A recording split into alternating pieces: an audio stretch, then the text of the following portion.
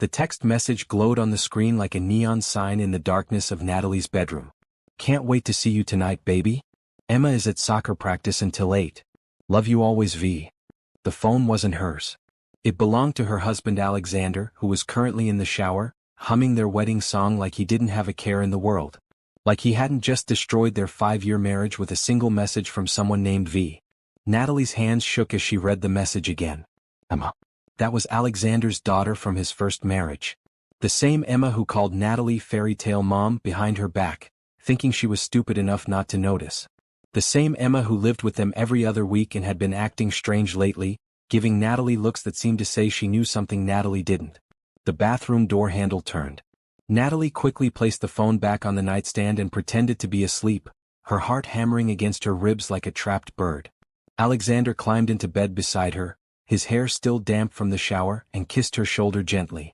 Sleep well, beautiful, he whispered, the same words he'd said every night for 5 years. But now those words felt like daggers. How long had he been lying to her? How long had he been sneaking around with this V person while playing the perfect husband at home? Natalie lay awake all night, staring at the ceiling and thinking. V could be Victoria, Veronica, Vivian, or Virginia. But deep in her gut, she already knew who it was. There was only one person from Alexander's past whose name started with V, and that person had been the reason for many fights in their early marriage. Vanessa Rodriguez. His college girlfriend. The one who got away. The next morning, Alexander left for work like any other day, kissing Natalie goodbye and telling her he'd be late because of a client dinner. But Natalie knew better now. She waited exactly 30 minutes after he left, then picked up her laptop and began her investigation. It didn't take long to find what she was looking for. Vanessa's social media showed a recent move back to town. New job at a marketing firm. Recent divorce. And there, in the comments of her posts, were likes and responses from an account that looked suspiciously like a fake profile Alexander might create.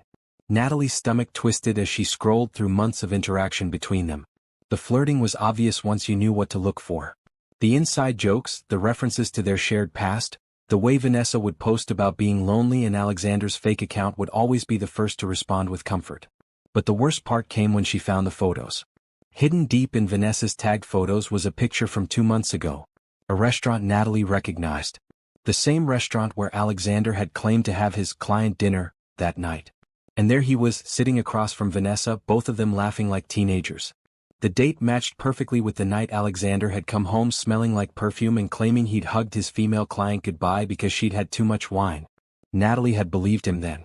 She felt sick thinking about how stupid she'd been. Her phone buzzed with a text from Alexander.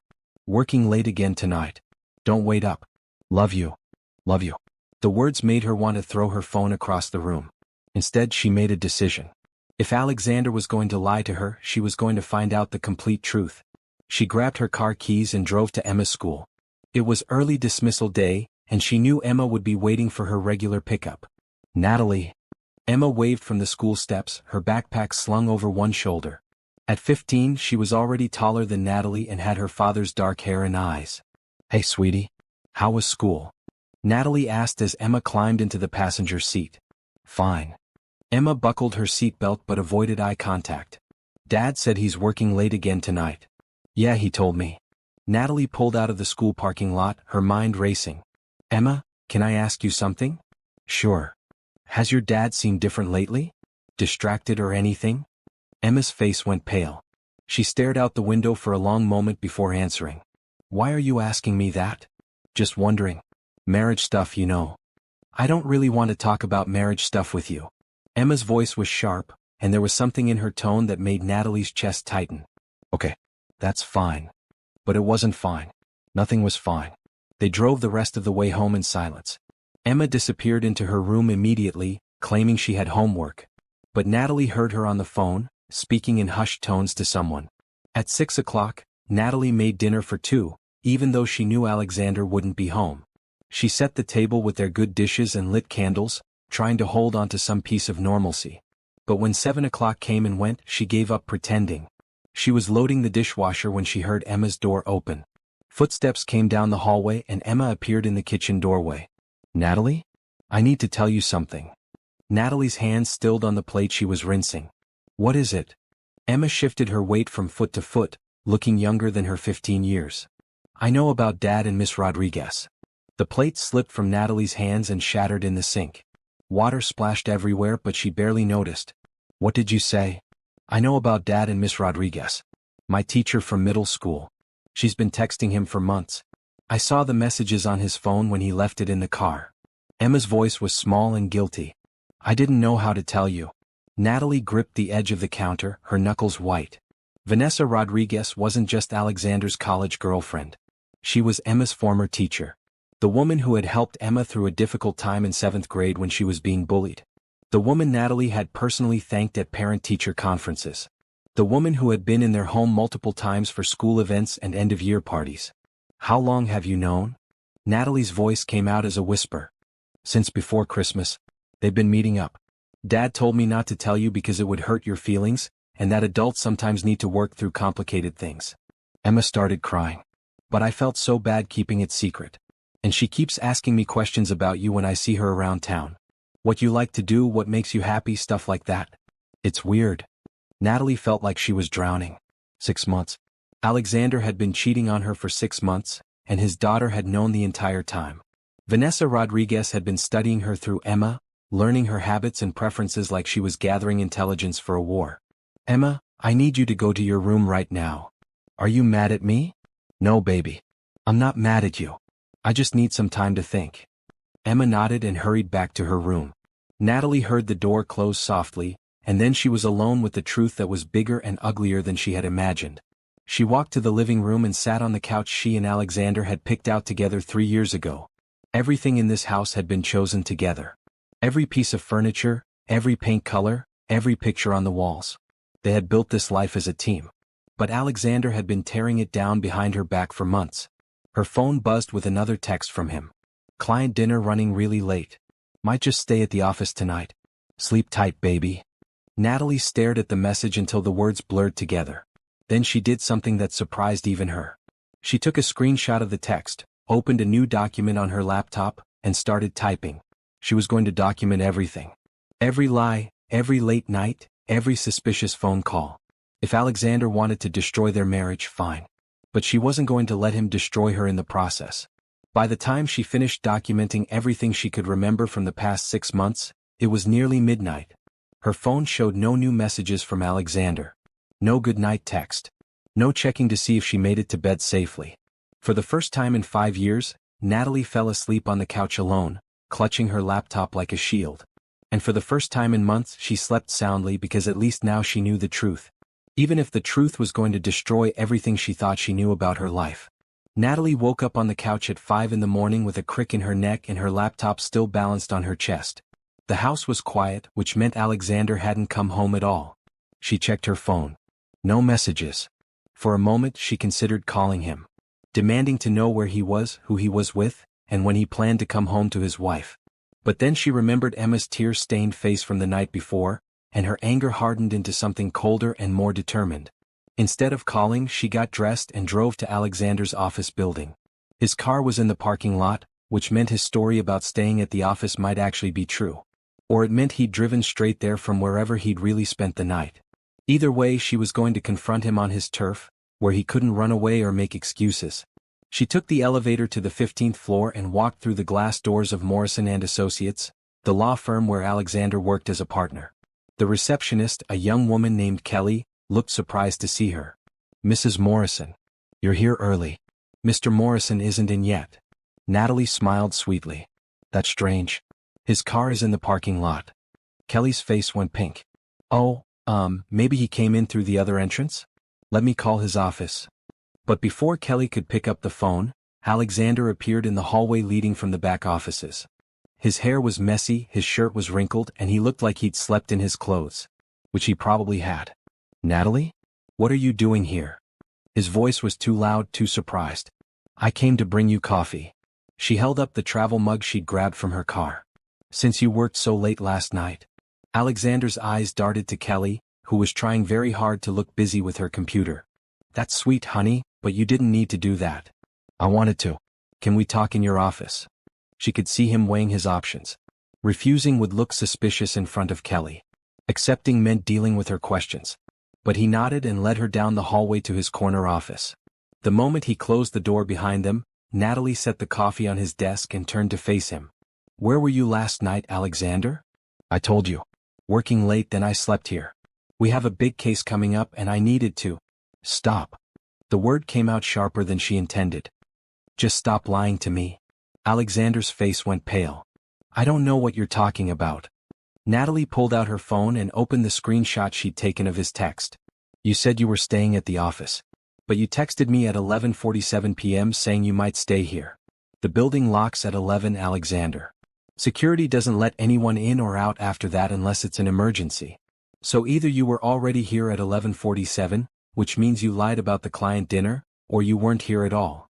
She watched his face cycle through surprise, panic, and resignation. I can explain.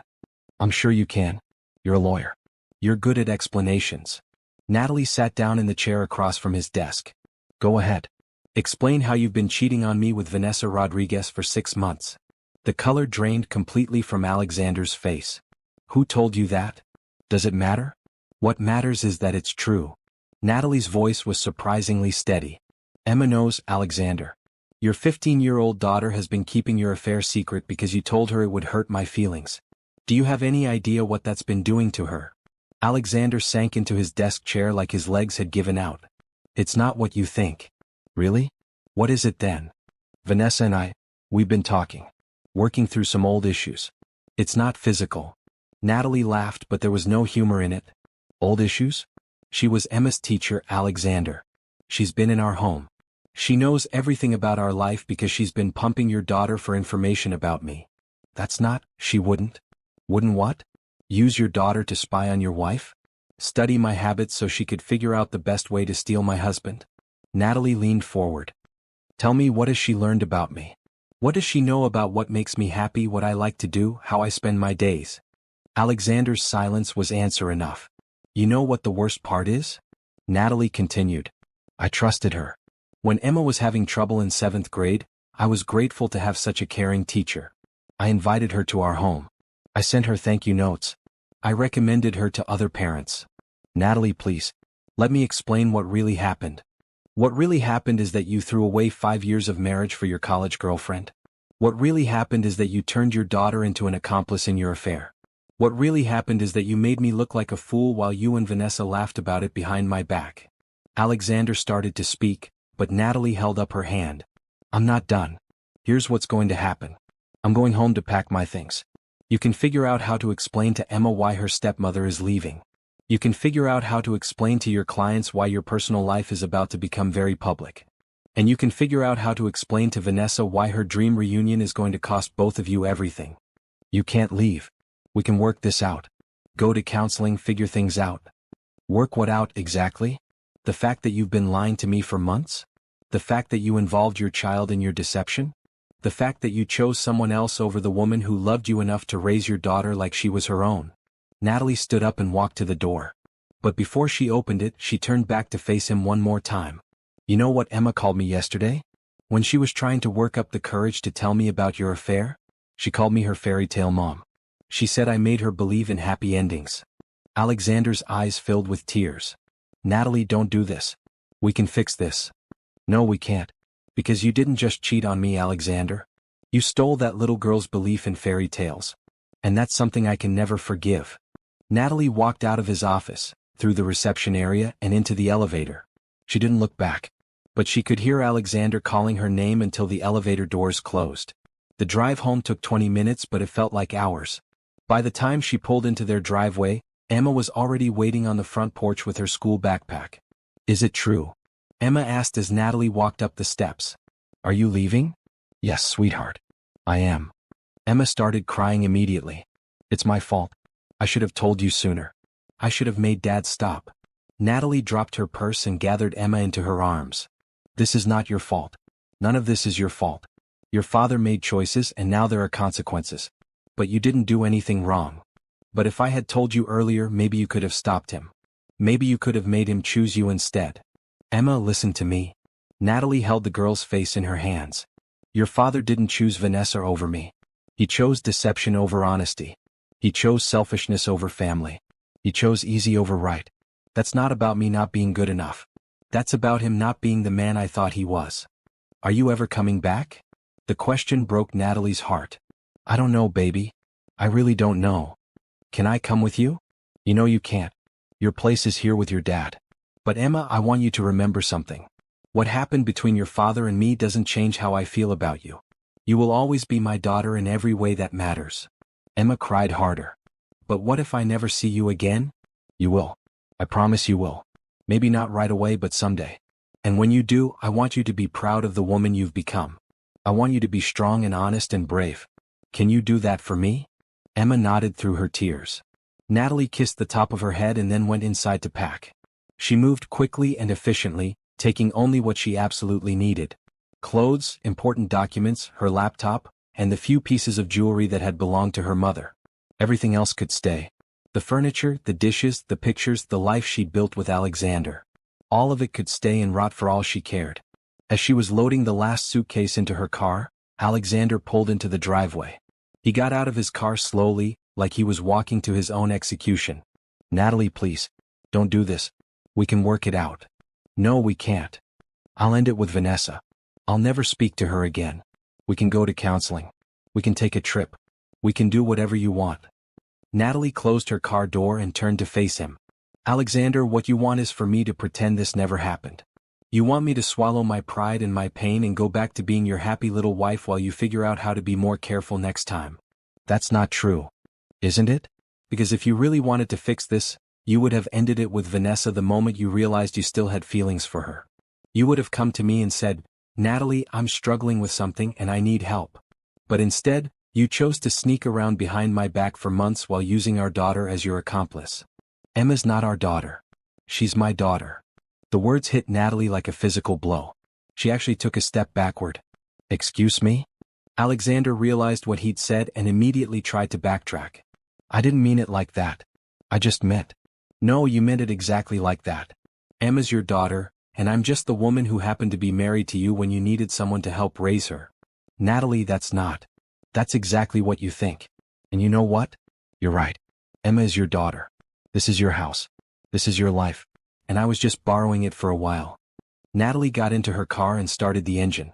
Alexander stepped toward the car, but she rolled down the window. Tell Emma I love her. Tell her that none of this changes how proud I am to have been her fairy tale mom, even if it was just for a little while. She backed out of the driveway and drove away, leaving Alexander standing in front of the house they'd shared for 5 years. In her rearview mirror, she could see Emma watching from her bedroom window. The sight nearly broke her resolve, but she kept driving. Because sometimes, the only way to save yourself is to walk away from everyone you love. Even when it destroys you to do it. Natalie drove for 3 hours before she realized she had no idea where she was going. She'd been running on pure adrenaline since walking out of Alexander's office. But now, sitting in a gas station parking lot in a town she didn't recognize, the reality of her situation hit her like a brick wall. She had left her marriage, her home, and the only family she'd known for 5 years. She had no plan, no destination, and no idea what came next. Her phone had been buzzing constantly for the past hour. Alexander calling, texting, leaving voicemails that she deleted without listening to. Emma had sent several messages too, but those hurt too much to read. Natalie turned off her phone and went inside the gas station to buy coffee and figure out her next move. The attendant was a woman about her age with kind eyes and a name tag that read, Susan. You look like you could use more than coffee, honey, Susan said as Natalie approached the counter. You okay? Just driving through, Natalie replied, though something in Susan's voice made her want to tell the truth. Well, if you're looking for a place to stay, there's a nice hotel about 20 miles north. Clean, quiet, good restaurant next door. I send a lot of folks there. 20 miles north. It sounded as good as anywhere else. Thank you, Natalie said. I think I'll head that way. The hotel was exactly as Susan had described. Clean, quiet, and anonymous. Natalie checked in under her maiden name and paid cash for 3 nights, though she had no idea if she'd stay that long or leave in the morning. Her room was on the 3rd floor with a view of a small lake surrounded by trees. It was peaceful in a way that her life hadn't been for months, maybe years. She sat on the bed and turned her phone back on. 17 missed calls from Alexander. 23 text messages. 6 voicemails. She deleted them all without reading or listening to any of them. Then she opened her laptop and began to research.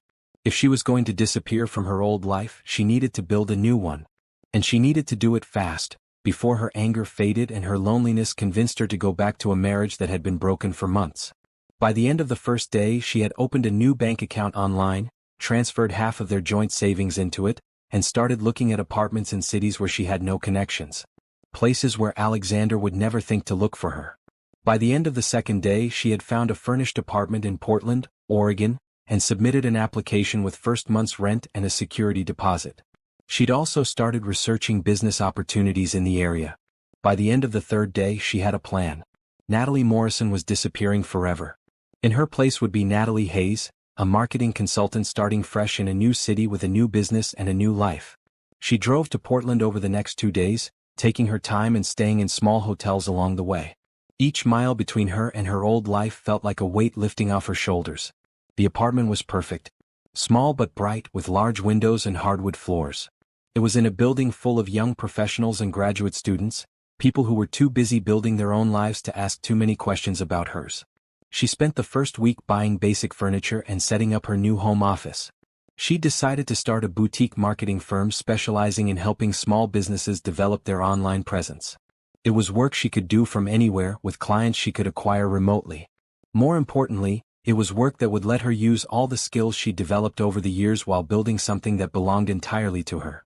The second week she started reaching out to potential clients. She'd always been good at marketing and social media, but as Alexander's wife her contributions had often been overlooked or minimized. Now she was free to be as ambitious and creative as she wanted.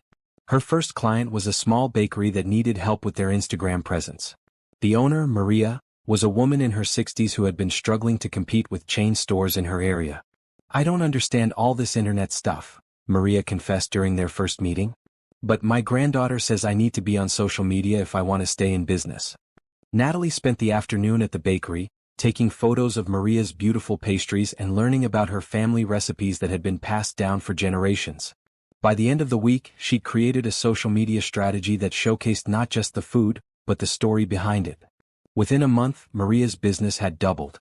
Word spread to other small business owners in the area, and suddenly Natalie had more work than she could handle. She hired her first employee in month 3. Sarah was a recent college graduate with a degree in communications and a talent for content creation. Together they started taking on bigger clients and more complex projects. By month 6, Hayes Marketing Solutions had 12 employees and an office space in one of Portland's trendy downtown neighborhoods. They were booked solid for the next 4 months and had a waiting list of potential clients. Natalie had done more than disappear from her old life. She had built something bigger and better than anything she'd ever imagined for herself. But success came with visibility, and visibility came with risks. She was featured in a local business magazine as one of Portland's rising stars under 35. The article included a photo and detailed information about her company's rapid growth. She was invited to speak at marketing conferences and networking events. Her expertise was sought after by other entrepreneurs and business leaders. And she was happy.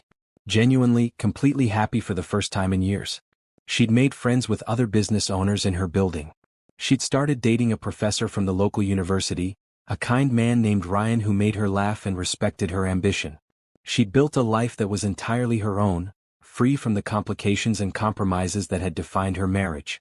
But late at night, when she was alone in her apartment, she sometimes thought about Emma. Wondered how she was doing in high school, whether she was happy, whether she ever thought about her fairy tale mom who had disappeared without a trace. Those were the hardest moments. When her success felt hollow because it came at the cost of losing the daughter she'd loved as her own. She'd kept her promise to Emma in the only way she knew how. She'd become strong and honest and brave. She'd built something to be proud of. But she'd done it by walking away from the person who mattered most. And some nights, lying in her beautiful apartment in her successful life, she wondered if it had been worth it. Until she remembered Alexander's words, "Emma's not our daughter. She's my daughter." Then she remembered why she'd left and why she could never go back. Even if part of her heart would always belong to a 15-year-old girl who had called her fairy tale mom and believed in happy endings. 6 months after leaving her old life behind, Natalie stood in front of the floor-to-ceiling windows of her downtown Portland office, watching the morning rush hour traffic below. Hayes Marketing Solutions occupied the entire 23rd floor of the building, with a team of 15 employees and client contracts worth more than she'd ever dreamed possible. Her assistant Sarah knocked on the door frame. "The Peterson Group is here for their presentation." Natalie nodded, smoothing down her navy blue blazer. The Peterson Group was their biggest potential client yet, a chain of boutique hotels that wanted to rebrand their entire digital presence. Landing this contract would put Hayes Marketing Solutions on the map as a major player in the Pacific Northwest. Give me 2 minutes, then send them to the conference room. Natalie gathered her presentation materials and took a deep breath. 6 months ago, she'd been a cheated-on housewife with no career and no prospects. Today, she was about to close a $1 million deal with one of the region's most successful companies.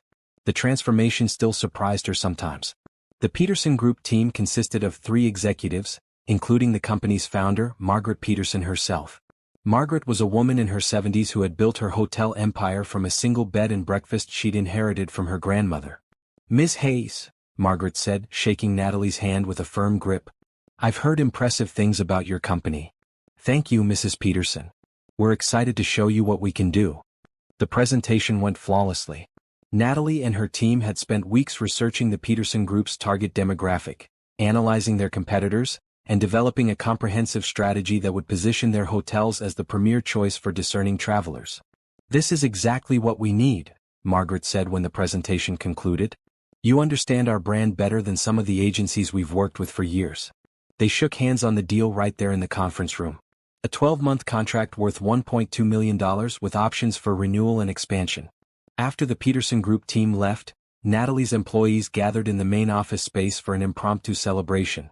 Someone had brought champagne, and Sarah had ordered lunch from everyone's favorite Thai restaurant. "Speech," called out Marcus, their lead graphic designer. "Come on, boss.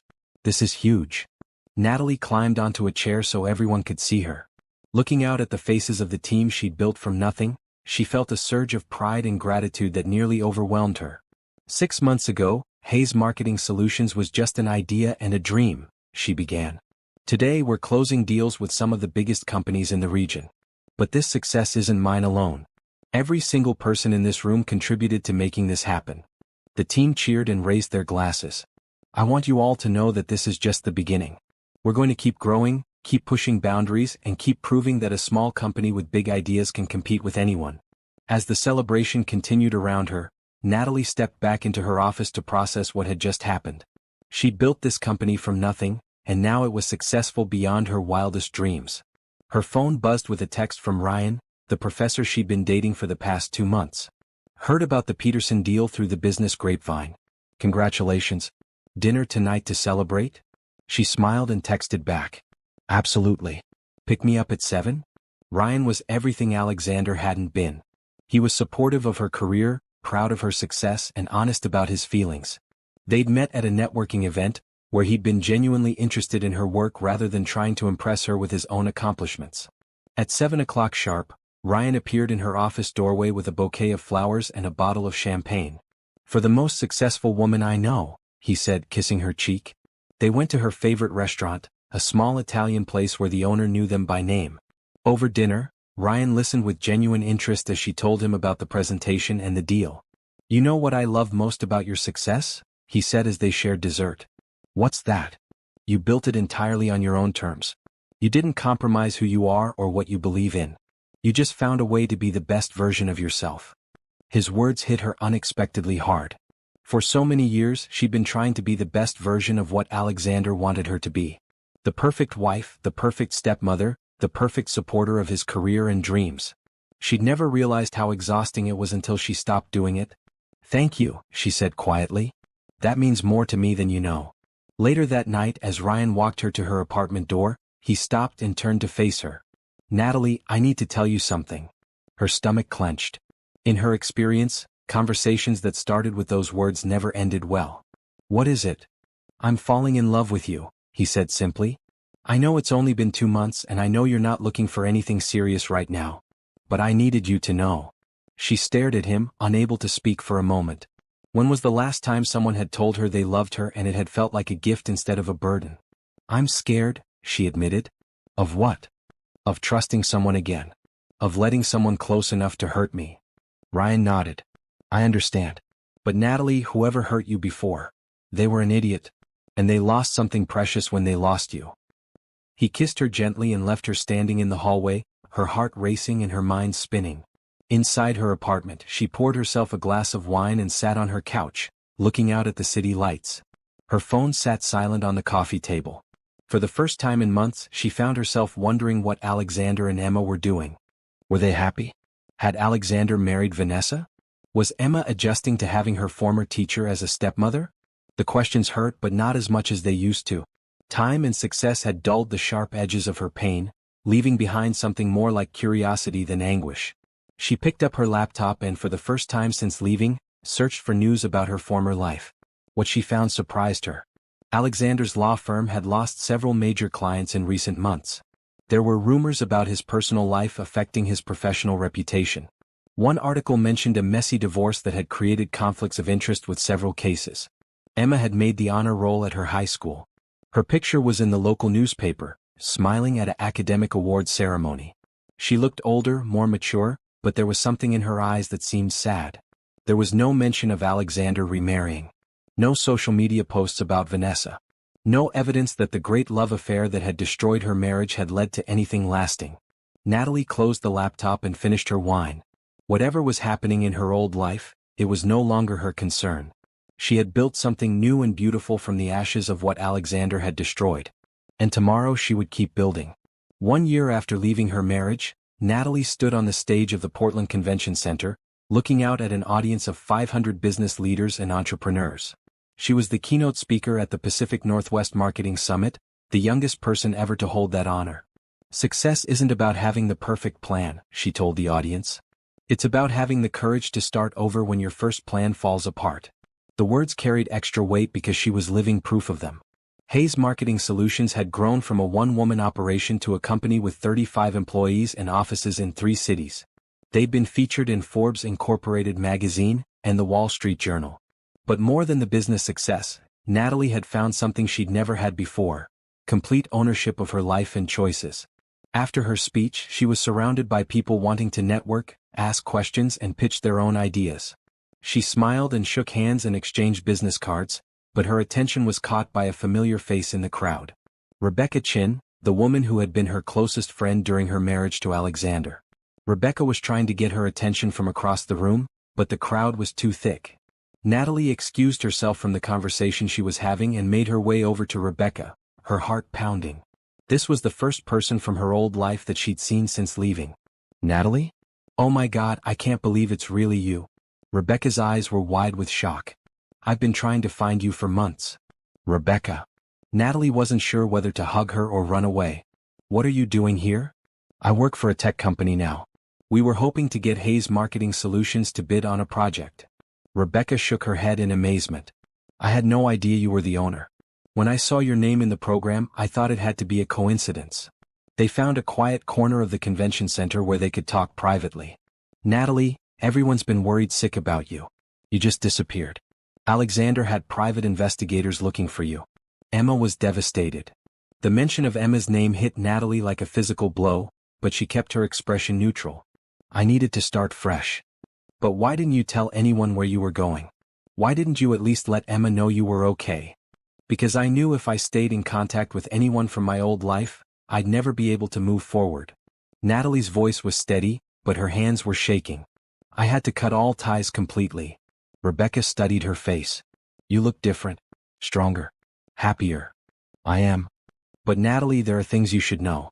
About what happened after you left. Natalie didn't want to know, but she found herself asking anyway. What things? Alexander and Vanessa. It didn't work out. She left him after about 3 months. Apparently, she thought he was going to leave you for her, but when you left on your own, she realized he'd never actually made a choice. She said she didn't want to be someone's consolation prize. The irony wasn't lost on Natalie. Vanessa had helped destroy her marriage, only to discover that Alexander wasn't the prize she'd thought he was. And Emma? Natalie asked quietly. She's been struggling. She blames herself for everything. She thinks if she'd told you about the affair sooner, you might have stayed and fought for your marriage. That's not true. I know that and you know that, but she's 17 now and she's been carrying this guilt for over a year. She asks about you constantly. She's been accepted to several good colleges, but she's talking about taking a gap year to try to find you and apologize. Natalie felt tears threatening for the first time in months. She has nothing to apologize for. You need to tell her that. Natalie, I understand why you left. I probably would have done the same thing. But that kid loves you. She always has. And she's hurting. Before Natalie could respond, her assistant Sarah appeared at her elbow. Natalie, I'm sorry to interrupt, but the Peterson Group executives are here for your lunch meeting. Natalie nodded and turned back to Rebecca. I have to go. It was good to see you, Rebecca. Wait. Rebecca pulled out her phone. Let me give you my number. And Natalie? Think about what I said. About Emma. Natalie took Rebecca's number but didn't make any promises. She had a business to run and a life to live. She couldn't afford to be pulled back into the drama of her past. But as she walked toward her lunch meeting, she couldn't stop thinking about Emma. 17 years old and planning to give up her college opportunities to search for the woman who had raised her for 5 years and then vanished without a trace. The lunch meeting went well. The Peterson Group wanted to expand their relationship with Hayes Marketing Solutions, potentially doubling their contract. It should have been a moment of triumph, but Natalie found herself distracted. That evening she and Ryan had dinner at their usual restaurant. He could tell something was bothering her. You've been quiet tonight, he said. Everything okay? Natalie told him about running into Rebecca and what she'd learned about Emma. Sounds like you have a decision to make, Ryan said when she finished. Do I? I mean, what's done is done. I can't go back and change how I left. No, but you could reach out to Emma now. Let her know you're okay and that you don't blame her for anything. And then what? Stay in contact with her? Pretend we can have some kind of relationship when her father is my ex-husband who cheated on me? Ryan reached across the table and took her hand. Natalie, you're one of the strongest people I know. You built an incredibly successful business from nothing. You created a whole new life for yourself. But you're still running from this one thing. I'm not running from anything. Aren't you? You left without saying goodbye to someone you loved like a daughter. You've spent a year avoiding any contact with your old life. That sounds like running to me. His words stung because they were true. She had been running. From the pain, from the complications, from the messy emotions that came with staying connected to people who had hurt her. What if I reach out to her and it just makes things worse? Natalie asked. What if you don't reach out to her and she spends the rest of her life thinking you left because of something she did? That night, Natalie lay awake thinking about Emma. The little girl who had been 12 when Natalie married her father. The teenager who had called her fairy tale mom. The young woman who was now 17 and carrying guilt that didn't belong to her. She thought about the promise she'd made when she left. That Emma would always be her daughter in every way that mattered. She'd kept that promise in her heart, but Emma didn't know that. Emma thought she'd been abandoned by the only mother figure she'd ever really known. At 3 in the morning, Natalie got up and went to her laptop. She opened a new email and stared at the blank screen for a long time. Then she began to type. Dear Emma, I know it's been over a year since I left, and I know you probably have a lot of questions about why I disappeared the way I did. I want you to know that leaving you was the hardest thing I've ever done, and not a day goes by that I don't think about you. I also want you to know that nothing that happened between your father and me was your fault.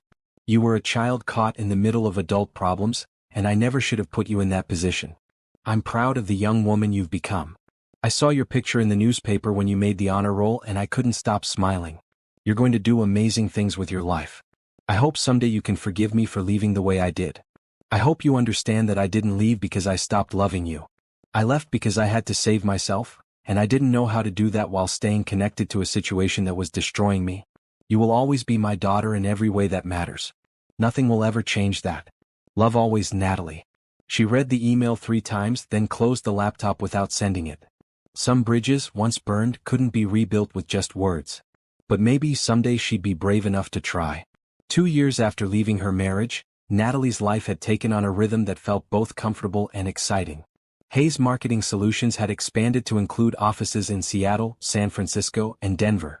She'd been named to the 40 Under 40 list by Business Journal and had been invited to speak at conferences across the country. Her relationship with Ryan had deepened into something steady and supportive. They'd moved in together 6 months ago, and while they'd talked about marriage, both of them seemed content to let their relationship develop naturally without pressure or timelines. On a Tuesday morning in March, Natalie was reviewing contracts in her office when Sarah knocked on her door. There's someone here to see you, Sarah said. She doesn't have an appointment, but she says it's personal. Natalie looked up from her papers. Did she give a name? Emma Morrison. The contracts scattered to the floor as Natalie's hands went numb. Emma. Here. In her office. Should I send her in? Sarah asked, concerned by Natalie's reaction. Yes. No. Wait. Natalie stood up and smoothed her skirt, her heart racing. Give me 2 minutes, then send her in. Sarah nodded and closed the door. Natalie rushed to her desk mirror and checked her appearance, though she wasn't sure why it mattered. She looked professional and successful, which was good. But she also looked older, more serious than the woman who had raised Emma for 5 years. A soft knock interrupted her thoughts. Come in. The door opened and Emma stepped into the office. She was 18 now and the transformation was startling. The awkward teenager Natalie remembered had grown into a poised young woman with her father's dark hair and eyes, but with a confidence and strength that seemed entirely her own. Hello, Natalie. Emma. Natalie's voice came out as a whisper. How did you find me? Google. Emma smiled, and for a moment she looked exactly like the little girl who used to help Natalie bake cookies on Sunday afternoons. You're kind of famous now. Forbes Incorporated magazine, keynote speeches. I've been following your career. Following my career? I've read every article, watched every interview. I'm proud of you. Emma's eyes filled with tears. I always knew you were special, but I don't think I realized how special until I saw what you built after you left us. Natalie gestured to the chairs in front of her desk. Please sit down. Can I get you anything? Coffee, water? I'm fine. Emma sat down but perched on the edge of the chair like she might bolt at any moment. I know I should have called first, but I was afraid you wouldn't see me. Emma, of course I would see you. Natalie stopped herself before she said, my daughter? But Emma seemed to understand anyway. I'm graduating from high school in 2 months, Emma said. I got accepted to Northwestern with a full scholarship. I'm going to study business and marketing. That's wonderful. I'm so proud of you. I want to be like you. I want to build something from nothing the way you did. Emma's voice was steady, but her hands were shaking. But before I can move forward with my life, I need to apologize to you. Emma, you don't need to. Yes, I do. Emma interrupted. I've been carrying this guilt for 2 years. I should have told you about Dad and Miss Rodriguez right away. I should have protected you instead of protecting him. I was a coward, and because of that, you got hurt worse than you had to. Natalie felt tears spilling down her cheeks. Oh, sweetheart. You were not a coward. You were a child in an impossible situation. Your father put you in the middle of adult problems, and that was wrong of him. But if I had told you sooner, if you had told me sooner, I would have confronted your father sooner, and he would have made better excuses, and I probably would have believed him for a while longer. Natalie leaned forward. Emma, your father's affair wasn't your fault. My leaving wasn't your fault. None of it was your fault. Emma started crying then, the kind of deep, sobbing tears that come from carrying pain for too long. Natalie came around her desk and pulled Emma into her arms, holding her the way she used to when Emma was small and had nightmares. I missed you so much, Emma cried. I missed you every single day. I missed you too, baby. I missed you too. They held each other for a long time, and Natalie felt pieces of her heart that she'd thought were permanently broken starting to heal. When Emma finally pulled away, she wiped her eyes and tried to compose herself. I have something else to tell you, she said. About Dad. Natalie tensed. What about him? He's been struggling since you left. His law practice is in trouble. He lost a lot of clients because of the scandal with Miss Rodriguez. He's been drinking too much. Emma paused, searching for the right words. He's not the same person he was when you were married to him. I'm sorry to hear that. Are you? Really? The question caught Natalie off guard. Was she sorry? Or was she satisfied that Alexander was facing consequences for his choices? I'm sorry that he's struggling, she said finally. I'm sorry that his choices hurt him in the end. But I'm not sorry that I left, and I'm not sorry that I built a life without him. Emma nodded. I understand. And I don't want you to think I'm here to ask you to come back or anything like that. I know that's not possible. Then why are you here? Because I wanted you to know that I don't blame you for leaving. I understand why you had to go. And I wanted you to know that you saved me. Saved you? From believing that love means accepting lies and betrayal. From thinking that marriage means losing yourself to make someone else happy. Emma's voice was strong and clear. You showed me what it looks like to value yourself enough to walk away from people who don't treat you right. You showed me what it looks like to build something beautiful from the worst moment of your life. Natalie was crying again, but this time they were tears of pride and joy. You're going to be amazing at Northwestern, she said. You're going to change the world. I hope so. I want to build something like this someday. Emma gestured around the office. Something that's entirely mine. They talked for another hour, catching up on 2 years of missed conversations. Emma told her about school, her friends, her college plans. Natalie told her about building the business, about Ryan, about the life she'd created in Portland. When it was time for Emma to leave, they exchanged phone numbers and email addresses. "Can I stay in touch?" Emma asked. "I know it might be complicated because of Dad, but I'd like to be part of your life again if you'll let me." "I'd like that very much." Emma hugged her goodbye, and Natalie watched from her office window as the young woman walked down the street, her shoulders straight and her head held high. That evening, Natalie told Ryan about Emma's visit. "How do you feel about reconnecting with her?" he asked. "Scared, happy, proud, heartbroken, all at the same time. Sounds about right for a complicated family situation." "She's not technically my family anymore," Natalie said. "Isn't she? Blood doesn't make a family, Natalie. Love does. And it's pretty clear that you two love each other." That night, Natalie couldn't sleep.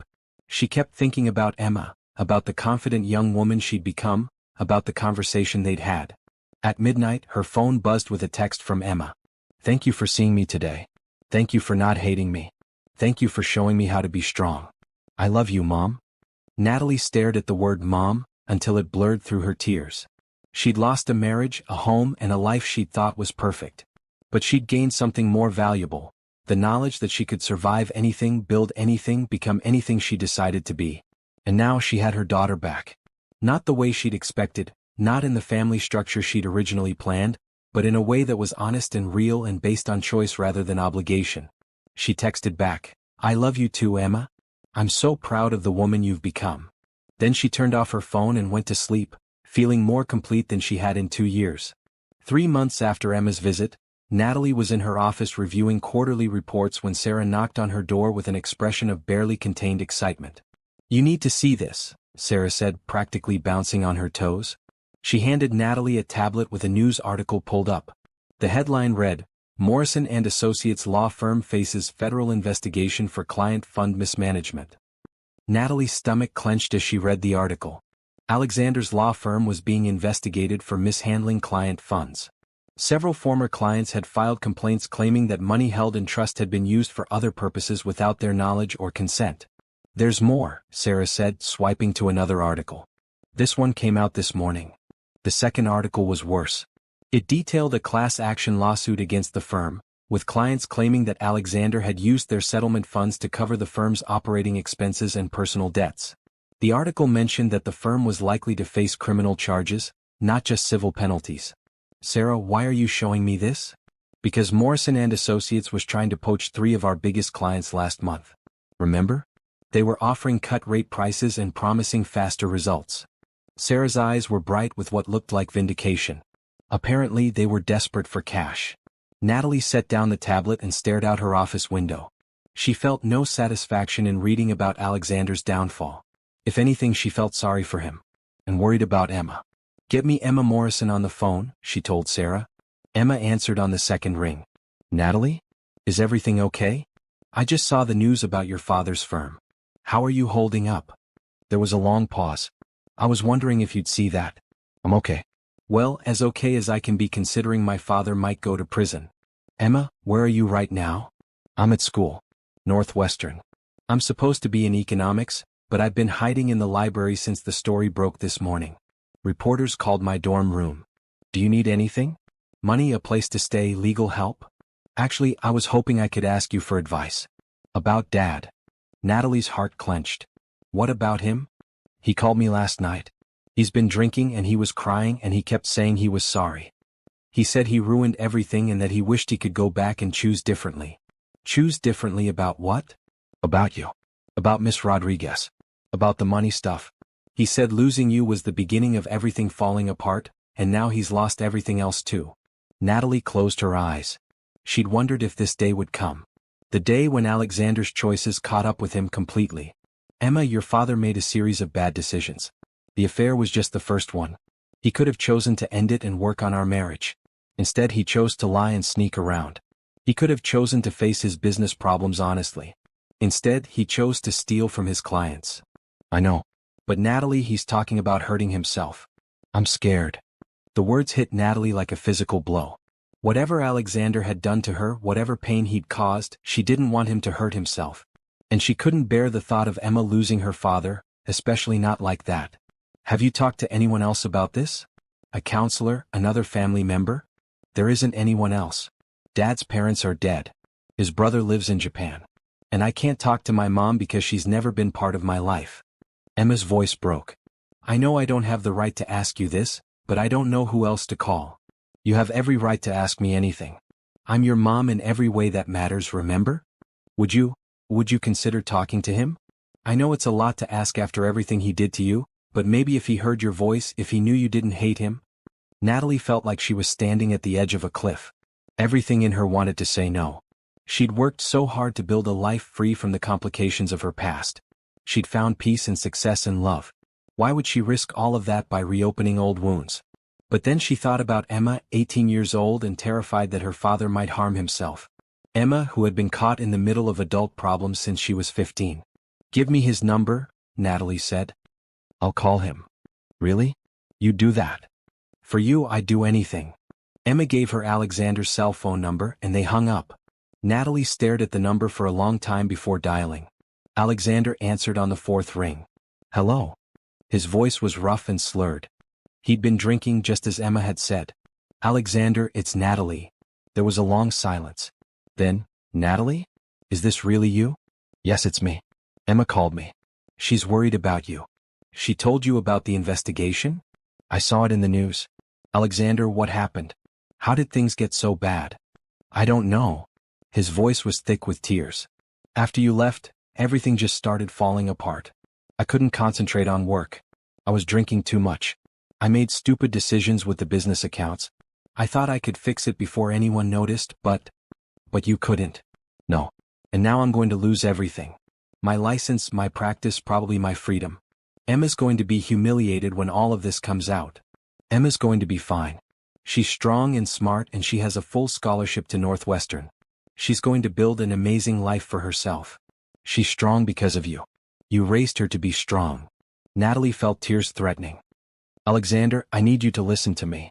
Whatever happens with the legal stuff, whatever consequences you face, you have to be there for Emma. She needs her father. She'd be better off without me. Everyone would be better off without me. That's not true. Emma loves you. Despite everything that's happened, she loves you and she needs you in her life. I destroyed everything, Natalie. Our marriage, my career, my reputation. I took money from clients who trusted me. I'm going to prison. Maybe. But that doesn't mean your life is over. You can serve your time, make amends, and rebuild. People do it every day. How can you be so calm about this? I cheated on you. I hurt you. I turned Emma against you. Emma was never against me. She was a child trying to navigate an impossible situation. And yes, you hurt me. But Alexander, I'm not calling you to punish you or to gloat. I'm calling you because Emma is scared, and she needs her father to be strong enough to get through this. I don't know how to be strong anymore. Then learn. Get sober. Get help. Face whatever's coming with dignity.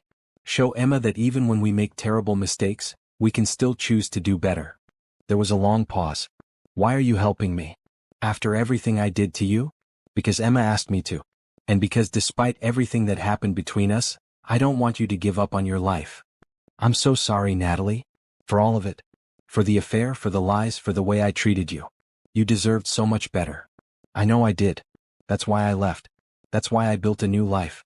But Alexander, this conversation isn't about us. It's about Emma. She needs to know that her father is going to fight for his life, even if he's facing prison. Will you stay in touch with her? Even if I go to prison? I'm already in touch with her. She's my daughter, Alexander. She always will be. When they hung up, Natalie sat in her office for a long time, processing the conversation. She felt drained but also strangely at peace. She'd done what she could for Emma, and that was all that mattered. Her phone buzzed with a text from Emma. Thank you. Dad called me and he sounds different. Better. He said he's going to get help and face whatever comes. He said you reminded him that he still has reasons to live. Natalie smiled and texted back. He does have reasons to live. The most important one is you. That evening, she told Ryan about the conversation with Alexander. How do you feel about it? He asked. Sad for him. Proud of myself for being able to help without getting pulled back into his drama. Grateful that Emma has you and me in her life, because she's going to need support through whatever comes next. And how do you feel about Emma being part of our lives? Natalie looked at Ryan, this man who had supported her through building her business, who had never once expressed jealousy or resentment about her complicated past. I feel like our family is about to get a little more complicated, she said. Is that okay with you? Natalie, I fell in love with you partly because of how much you loved that girl. Having her in our lives isn't a complication. It's a blessing.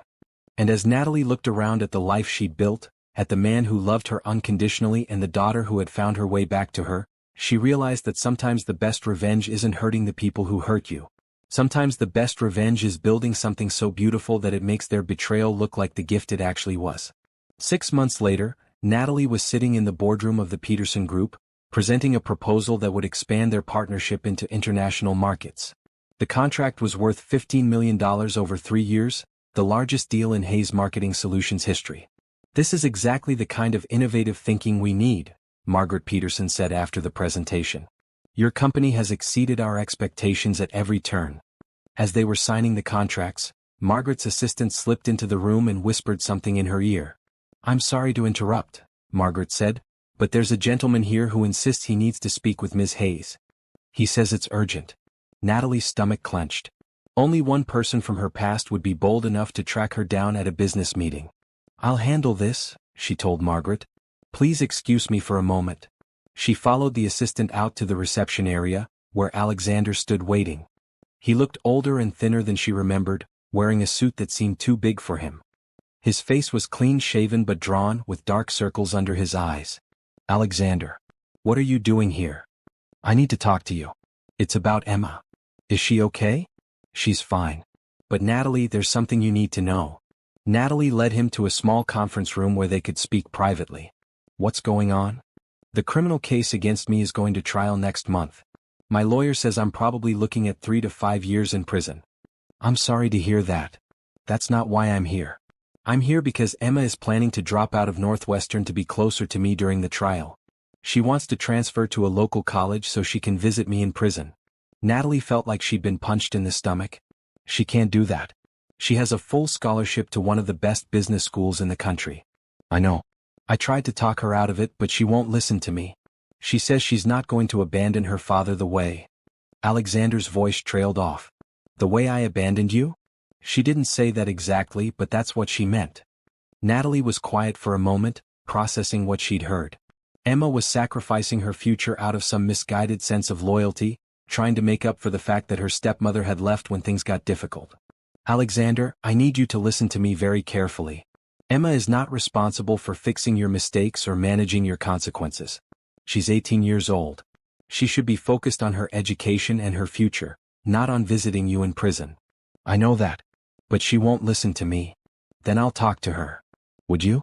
Because Natalie, if she throws away her scholarship for me, I'll never forgive myself. She's brilliant. She could do anything with her life. She's going to do everything with her life. I won't let her sacrifice her future for this. Alexander looked at her with something like wonder. You still love her like she's your own daughter. She's my own daughter. Being divorced from you doesn't change that. I know I have no right to ask you for anything else, but Emma's going to need support through this trial. She's going to need someone to remind her that her father's choices don't define her. She'll have that support. From me and from Ryan. Ryan. The man I'm going to marry. Emma's going to be my maid of honor. Alexander's face went pale. You're getting married? We got engaged last month. Emma was the first person I called. Natalie stood up. Alexander, I have to get back to my meeting. But I'll talk to Emma about the college situation. Thank you. And Natalie? I'm happy for you. I hope he treats you the way you deserve to be treated.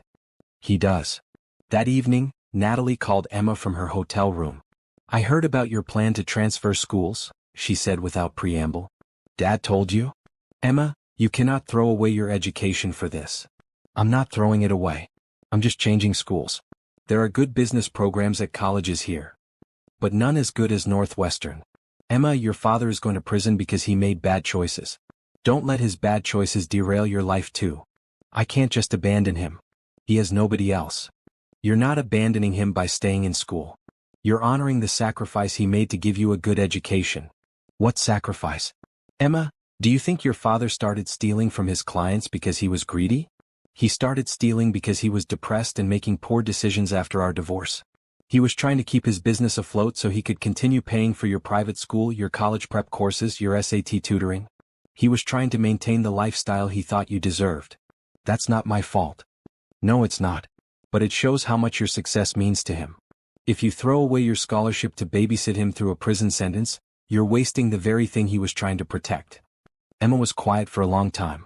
I just feel so guilty. Everyone I love ends up getting hurt. That's not true. I didn't get hurt because you loved me. I got hurt because your father made bad choices. And your father didn't get hurt because you loved him. He got hurt because he made bad choices. But if I hadn't kept his secret about the affair... Emma, stop. You were 15 years old. You were not responsible for managing your father's marriage or his business or his life. You are not responsible for fixing the problems that adults create. Then what am I supposed to do? Just go back to school and pretend none of this is happening? You're supposed to go back to school and build the life you want. You're supposed to study hard and make friends and fall in love and make mistakes and learn from them. You're supposed to be 18 years old. Will you be there for the trial? The question caught Natalie off guard. Do you want me to be there? Yes. I know it's a lot to ask, but I don't want to go through this alone. You won't be alone. I'll be there. Thank you. And Natalie? I'm sorry I even considered dropping out. You're right. I need to focus on my future. That's my girl. After they hung up, Natalie sat in her hotel room thinking about the conversation. In 2 weeks she would be back in her old hometown for the first time since she'd left 3 years ago. She'd be sitting in a courtroom watching her ex-husband face the consequences of choices he'd made after their marriage ended. It felt like closing a circle she hadn't even known was still open. The courthouse was exactly as Natalie remembered it, though it seemed smaller somehow. She and Ryan sat in the back row of the gallery, watching as Alexander's criminal trial began. Emma sat in the front row, looking older than her 19 years in a navy blue dress and pearls. Alexander looked broken. 3 years of guilt and alcohol and poor decisions had aged him dramatically. When he turned to scan the courtroom, his eyes found Natalie's and held them for a moment. She saw surprise, gratitude, and something that might have been peace. The prosecution's case was straightforward. Alexander had systematically borrowed money from client trust accounts to cover business expenses and personal debts. When clients needed their funds, he'd taken money from other accounts to cover the withdrawals, creating a shell game that eventually collapsed. The total amount was nearly $2 million. Your Honor, the prosecutor said in his opening statement, this is not a case of a momentary lapse in judgment. This is a pattern of deliberate theft spanning 18 months. Mr. Morrison violated the most basic trust between attorney and client. Alexander's defense attorney tried to paint a picture of a man who had made poor decisions while struggling with depression and alcoholism following his divorce. But the facts were damning and everyone in the courtroom knew it. During the lunch break, Natalie and Ryan met Emma at a small cafe near the courthouse. How are you holding up? Natalie asked. I keep thinking about all the clients he hurt. People who trusted him with their money, their futures. One of them was an elderly woman who lost her entire settlement from a car accident. Your father will make restitution as part of his sentence. It won't fix everything, but it's something. I know. But Natalie, what if people find out I'm his daughter when I start my career? What if they think I'm like him? Ryan leaned forward. Emma, you're not responsible for your father's reputation. You'll build your own reputation based on your own choices and actions. Besides, Natalie added, you're not Emma Morrison anymore when it comes to your career. You're Emma Hayes. Emma looked confused. What do you mean? I legally adopted you last month. Ryan and I both did. You're our daughter now, legally and officially. Emma's eyes filled with tears. You did that? Even though I'm an adult? Age doesn't matter. Family is family. Natalie reached across the table and took Emma's hand. Your last name is Hayes now if you want it to be. Your past is your past, but your future is entirely your own. Emma started crying right there in the cafe, and Natalie realized that this moment sitting in a restaurant during her ex-husband's criminal trial, comforting the daughter she'd chosen to love despite everything, was exactly where she was supposed to be. The trial lasted 3 days. Alexander pled guilty to all charges and threw himself on the mercy of the court. His attorney presented character witnesses and evidence of his recent sobriety and mental health treatment. When it came time for sentencing, the judge was not lenient. Mr. Morrison, you violated the trust of vulnerable clients who depended on you for their financial security. While I appreciate your recent efforts at rehabilitation, The damage you caused requires significant punishment. 4 years in federal prison. Full restitution to be paid over 15 years after his release. Alexander accepted the sentence with dignity. When court was dismissed, he was allowed a few minutes to speak with Emma before being taken into custody. Natalie watched from across the courtroom as father and daughter hugged goodbye. She saw Alexander say something to Emma that made her nod and smile through her tears. Then Alexander was led away in handcuffs and it was over. Outside the courthouse, Emma was surrounded by reporters. But she handled them with a poise that amazed Natalie. "My father made serious mistakes and he's paying the price for them," Emma told the cameras. "I love him but I don't condone his actions. I'm focused on my education and my future, and I hope the victims of his crimes can find some peace in knowing that justice has been served." Later, as they drove back to Portland, Emma asked what Alexander had said to her before he was taken away. "He said he was proud of the woman I've become, and that he was grateful I had you and Ryan to help me build my life. He said losing you was the biggest mistake he ever made, but at least something good came from it because it led to you raising me." Natalie felt tears threatening again. Despite everything, Alexander had found a way to end this chapter of their lives with grace and love for his daughter. "He also said something else," Emma continued. "He said to tell you that he hopes someday you can forgive him, not for his sake but for yours. He said carrying anger is like carrying poison." "I already forgave him," Natalie said quietly. "A long time ago. Not because he deserved it but because I deserved to be free of it."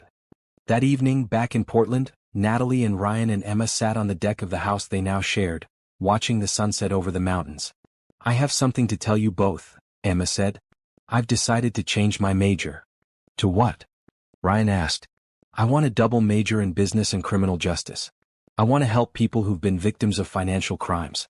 I want to build a practice that helps them recover their losses and rebuild their lives." Natalie smiled. "That sounds perfect. I also want to start a foundation for children whose parents are in prison, to help them with college expenses and emotional support." "What would you call it?" Ryan asked. Emma looked at Natalie. "The Fairy Tale Foundation. Because even when your world falls apart, you can still build a new fairy tale ending." Natalie started crying again, but this time they were tears of pure joy and pride. 3 years ago she had walked away from a marriage, a home and a life she thought was perfect. She'd lost everything she thought mattered. But in building something new from the ashes of her old life, she'd gained something more valuable than anything she'd lost. She'd gained herself. And she'd gained a family that was built on choice and love and honesty, rather than obligation and lies and compromise. As she sat there watching the sunset with her husband and daughter, Natalie realized that this was what a real fairy tale ending looked like. Not a woman rescued by a prince, but a woman who saved herself and then built something beautiful enough to save others too. 5 years after walking away from her marriage, Natalie stood in the ballroom of the Portland Hilton, accepting an award as Entrepreneur of the Year from the Pacific Northwest Business Association. Hayes Marketing Solutions now employed over 100 people across 6 offices, and the Fairy Tale Foundation, which Emma had founded with Natalie's help, had provided scholarships to over 300 children of incarcerated parents. "This award doesn't belong to me alone," Natalie said into the microphone, looking out at the audience of business leaders and colleagues. "It belongs to every person who has ever had to start over from nothing. It belongs to everyone who has chosen to build something beautiful from the worst moment of their life." In the audience, Ryan beamed with pride from their table. Next to him sat Emma, now 23 and a recent graduate of Northwestern with offers from 3 top law firms. She'd chosen to spend a gap year working with the foundation before starting her legal career. Also at their table was Sarah, who had become Natalie's business partner and closest friend. And Rebecca Chin, who had reconnected with Natalie 3 years ago and was now Hayes Marketing Solutions Director of Client Relations. 5 years ago, I thought my life was over," Natalie continued. "I had lost everything I thought defined me. But I learned that sometimes the worst thing that happens to you is actually the best thing, because it forces you to discover who you really are when everything else is stripped away." The applause was thunderous. As Natalie left the stage, she was surrounded by people wanting to congratulate her, offer business cards and share their own stories of starting over. But the person she most wanted to see was waiting by the exit. "Mom?" Emma threw her arms around Natalie. "I'm so proud of you. I'm proud of you too, sweetheart. Law school is going to be lucky to have you." "About that," Emma said, grinning, "I've decided to defer law school for another year.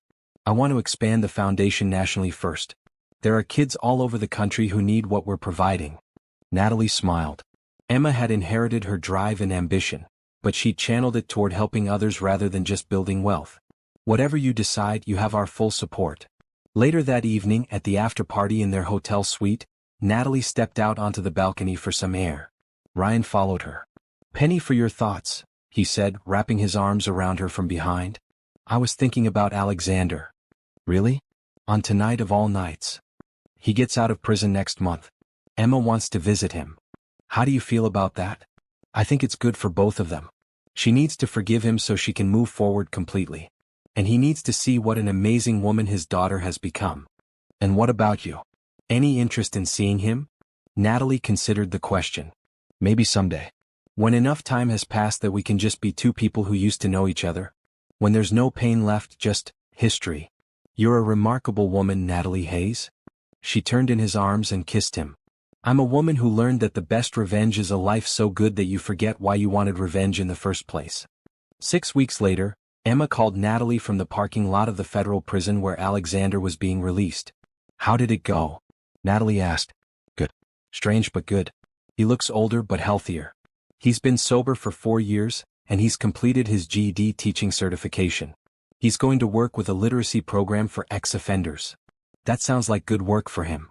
"Mom, he asked me to tell you something." "What's that?" "He said thank you. For raising me to be strong enough to survive his mistakes. For giving me a family that could support me through this. And for showing me that it's possible to build something beautiful from the worst moments of your life." "He doesn't need to thank me for loving you, Emma. That was never a sacrifice." "I know. But I think he needed to say it." That evening, Natalie was working late in her office when her phone buzzed with a text from an unknown number. "Natalie, this is Alexander. Emma gave me your number. I hope that's okay. I wanted you to know that I saw the news about your award and your company's success. I'm proud of what you've built. You deserved every bit of happiness you've found. Thank you for being the mother Emma needed when I couldn't be the father she deserved. I hope someday you can think of our time together as something that led to good things, rather than something that caused pain." Natalie stared at the message for a long time. Then she typed back. "Alexander, I'm glad you're out and starting fresh. Emma tells me you're doing good work. I hope you can build a meaningful life for yourself. As for our marriage, I stopped seeing it as something that caused pain a long time ago. These days, I see it as something that led me to Emma and taught me who I really was. I wish you peace and happiness." She sent the message and then deleted his number from her phone. That chapter of her life was truly closed now. 3 months later, Natalie and Ryan stood in their backyard, surrounded by friends and family, exchanging vows in a ceremony that felt like a celebration of everything they'd built together. Emma served as Natalie's maid of honor, reading a poem she'd written about fairy tale endings that you create yourself. "Once upon a time," Emma read, "there was a woman who thought her story had ended. But she learned that endings are really just beginnings in disguise. She learned that the most beautiful fairy tales are the ones where the princess saves herself and then builds a kingdom so magnificent that everyone wants to know how she did it." As Natalie and Ryan kissed to seal their marriage, she caught sight of the Hayes Marketing Solutions building in the distance, with its 50 employees who depended on the company she'd built from nothing. She thought about the Fairy Tale Foundation, which now had offices in 12 cities and had helped over 1,000 children. She thought about Emma, brilliant and driven and kind, preparing to start law school with plans to specialize in helping victims of financial crimes. She thought about her life, which had turned out to be more beautiful and meaningful than anything she'd ever imagined for herself when she was young, and believed that happiness came from being chosen by someone else. And she realized that this was what victory looked like. Not revenge against the people who had hurt her, but a life so full of love and purpose and joy that their betrayal became just a small chapter in a much larger, more beautiful story. As she danced with Ryan at their reception, surrounded by the family they'd chosen and the community they'd built, Natalie smiled. She had indeed gotten her fairy tale ending. She just had to write it herself.